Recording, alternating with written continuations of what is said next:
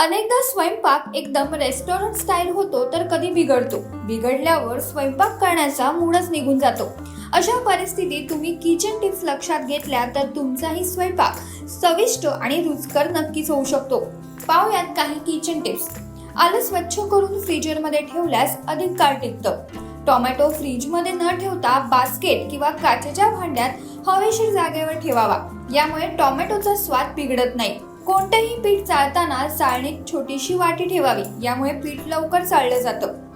मेंदू वडे करताना पीठ पातळ झाल्यास त्यात बारीक रवा मिसळावा. यामुळे वडे कुरकुरीत होतात. साखरेच्या डब्यात लवंग टाकून ठेवल्यास मुंग्या येत नाहीत. हिरवी मिरची फ्रीजमध्ये ठेवण्यापूर्वी त्याचे देठ काढून टाकल्यास अधिक काळ टिकते. सुकं खोबरं फ्रीजमध्ये किंवा तांदळाच्या डब्यात ठेवल्यास खराब होत नाही. सुकामेवा टिकवण्यासाठी बरणीत भरण्याआधी थोडा रोस्ट केल्यास तो दीर्घकाळ टिकतो.